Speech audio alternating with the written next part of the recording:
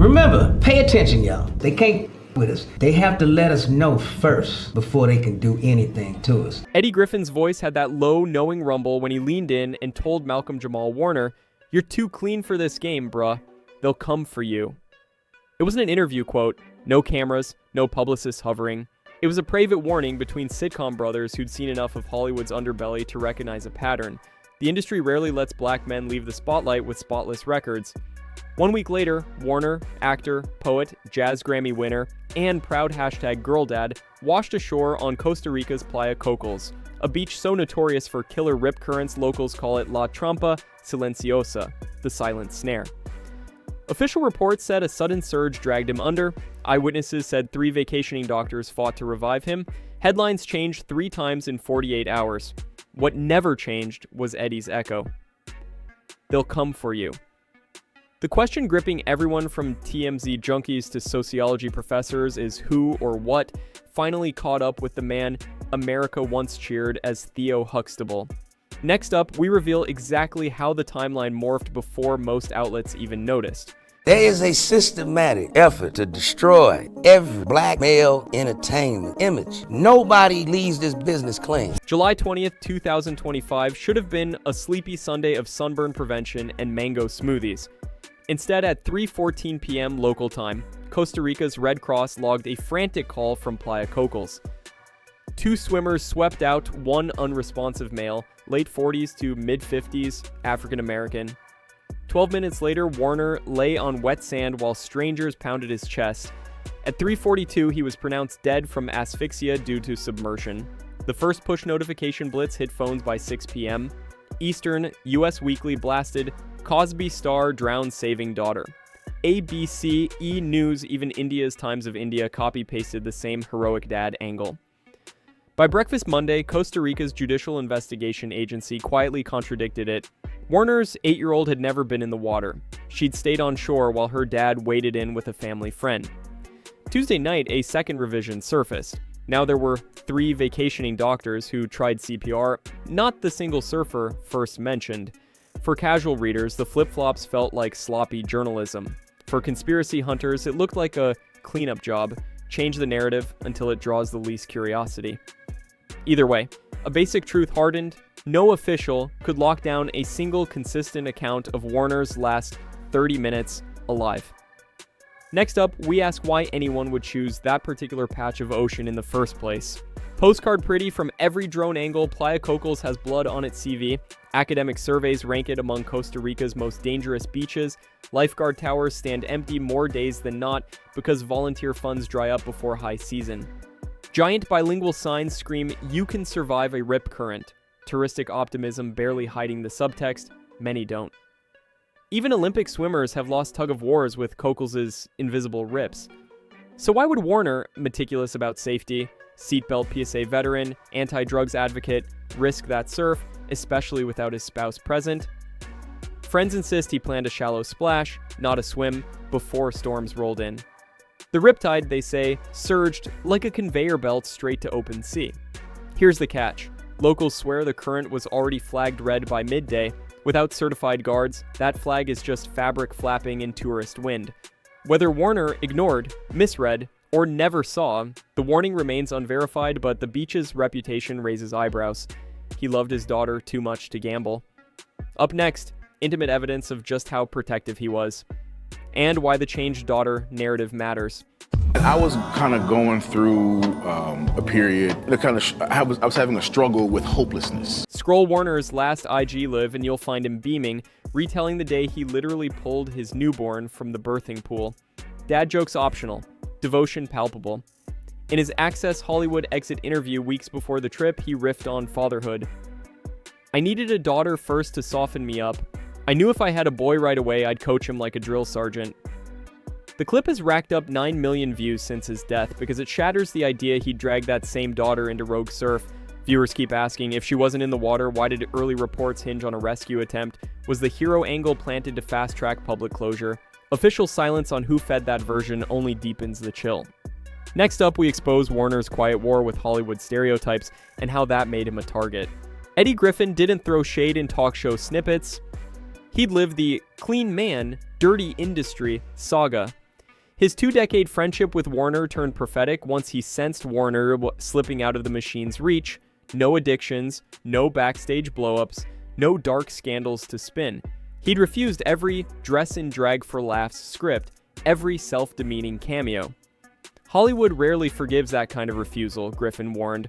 Warner made it explicit in 2021, penning a Television Academy op-ed that accused white gatekeepers of doling out black images through a lens of insert stereotype here, even when we're handed professional titles and six-figure wardrobes. The article got polite applause and private eye rolls, the actor who once defined lovable teenhood now sounding like an academic with receipts. Then came Not All Hood, the podcast he launched in 2024 with journalist Candace Kelly. Episode after episode dissected how media flattens black diversity, how network rooms still treat cool as code for caricature. It climbed Spotify's society culture charts faster than studio execs could pretend not to notice. Once Warner teased a companion docuseries, DMs started hitting his inner circle. Bro, be careful. Rumors, unverified, hint he'd compiled internal emails and casting memos proving systemic bias. None have surfaced, but the very possibility recast Griffin's cryptic ad-lib. They'll come for you. Next up, we track the uncomfortable topics Warner wouldn't shut up about right up to July 18th. Last summer, Warner sat across from Atlanta legend Monica Pearson and sighed, "Our music has become anti-black, misogyny, murder, mayhem as marketing." He singled out the N-word. "You can't chart without it, that's conditioning." When TMZ cornered him during the Drake-Kendrick clash of 2024, he shrugged off the hype. Conflict sells because healing doesn't. Comment sections detonated, but his stance never wavered.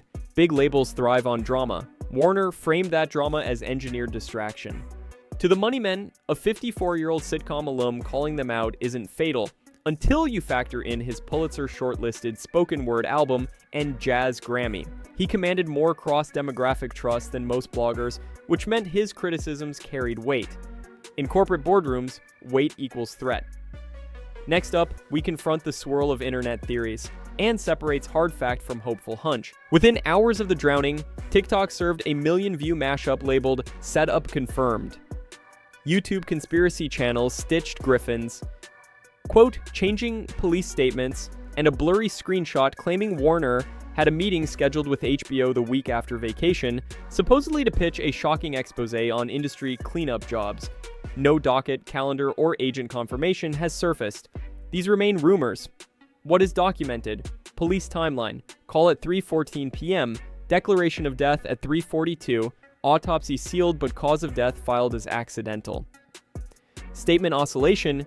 3 police press releases in 4 days, each with new witness counts. No lifeguards. Caribbean Guard. Volunteer unit admits beach was unpatrolled due to resource shift. Danger flag history. Playa Cocals, documented in coastal hazard studies since 2017.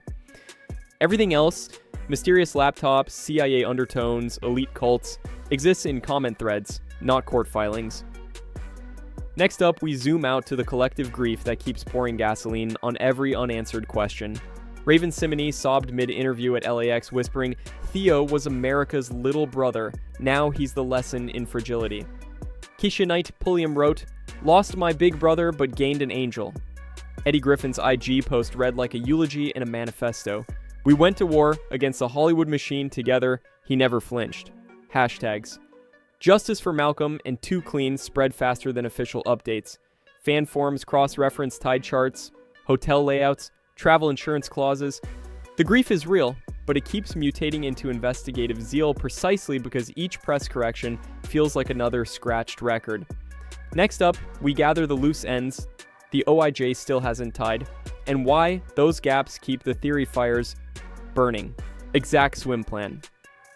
Did Warner intend a full swim or ankle-deep play? The friend who survived hasn't spoken publicly. Flag visibility. Multiple tourist photos show the Red Danger banner posted that day, but none timestamped the moment Warner entered the water. Family logistics. Why was his wife, typically ever present on family trips, absent from the beach that afternoon? OIJ says it respects her privacy. Digital footprint. Sources close to Warner insist his laptop contained a documentary treatment draft. The device is reportedly with Costa Rican authorities pending return to next of kin, unconfirmed by OIJ. Costa Rica's OIJ says a final report, including toxicology and surf condition analytics, will drop 6 to 8 weeks after July 20th. Until then, the vacuum invites any story loud enough to fill it. Conclusion weighs legacy against those unresolved blanks. Malcolm-Jamal Warner spent 4 decades bending stereotypes, whether as Bill Cosby's TV son, a Grammy-winning wordsmith, or the calm uncle calling out modern rap for selling chaos as culture. He dodged scandal, refused humiliation, and raised a daughter he called his manifested miracle. Nature, or something darker, cut that arc short on a beach famous for rips that look harmless until they aren't. Maybe the lesson is simple physics. Underestimate the ocean, suffer the consequence. Or maybe Eddie Griffin is right and Warner's spotless file became a liability in a business that writes its own endings. Until the investigation closes, 2 truths coexist. A loving dad drowned in brutal surf, and a brilliant skeptic died in suspiciously shifting headlines. If his legacy matters to you, mourn the man and demand clarity. Write your officials, support beach safety funding, pressure media outlets to publish full timelines, not bite-sized drama. Because whether the villain was a rip current or a rigged narrative, neither should get away with erasing a life that tried relentlessly to keep black boyhood and black artistry shining clean. Don't forget to subscribe to the channel to not miss any other celebrity gossip. Thank watching.